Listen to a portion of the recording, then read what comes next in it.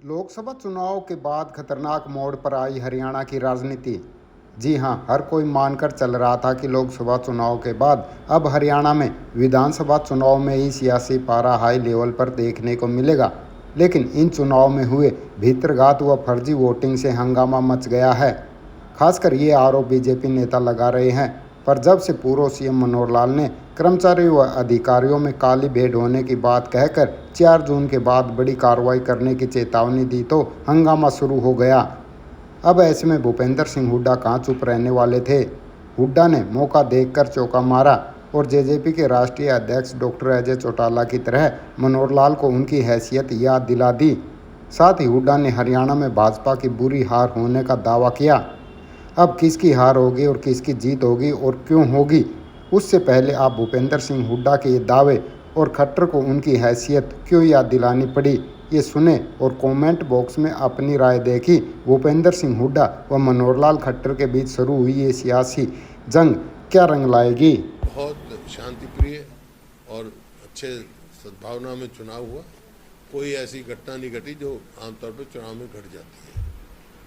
और जो शुरू से बात कही, जो खबरें आ रही हैं वही आ रही हैं कि कांग्रेस के पक्ष में लहर चली हुई थी, तो ऐसा लगता है कांग्रेस के पक्ष में क्लीन स्वीप होगा। सर, लहर की आप बात करें, क्लीन स्वीप की बात करें, क्या वजह बीजेपी से नाराज है, सांसदों से नाराज हैं, केंद्र सरकार से नाराज दिखे लोग? ये जो है बीजेपी सरकार खासतौर पे जो प्रदेश की सरकार से और सरकार से नाराज है, जो इन्होंने वायदा किया कोई भी नहीं पूरा किया। कहा था कि किसान की आमदनी दुगनी करेंगे 2022 तक, आमदनी दुगनी कर नहीं पाए, लेकिन लागत दुगनी कर दी, जीएसटी लगा दिया हर चीज़ पर। इसी प्रकार से हमारा इलाका, हरियाणा का इलाका खास तौर पे फौज में भर्ती होते हैं, वो अग्निवीर एक नया सिस्टम ले आए जिसमें लोगों को बड़ा भारी रिजेंटमेंट है ये कि अग्निवीर जो है सिर्फ 4 साल के लिए, फिर बाद में क्या करेगा।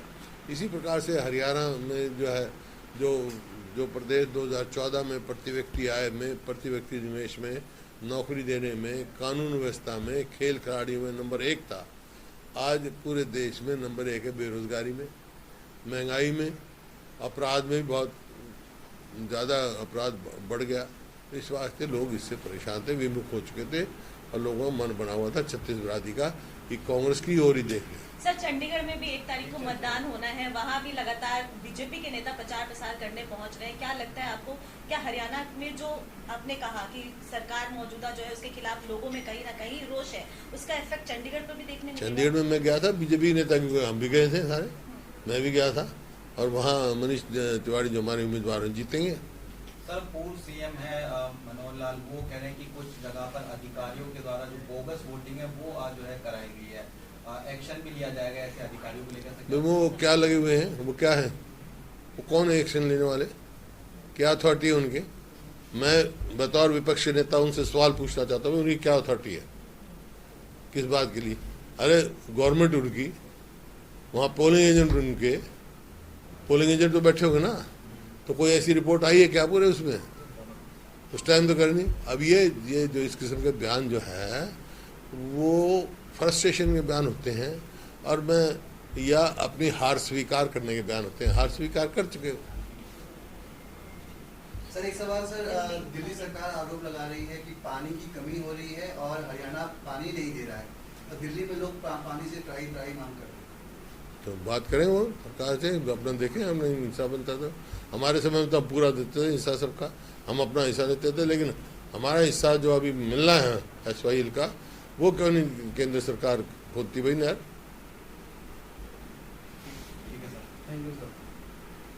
और जो जिस प्रकार से ये जो धमकियां दी जा रही हैं कर्मचारियों को, मैं समझ में नहीं आता। जब जिम्मेवारी पद की बात कर रहे हैं, बैठ के ऐसी बात करते हैं, किसको धमकियां दे रहे हैं भाई? किस अथॉरिटी में किसको धमकी दे रहे हैं?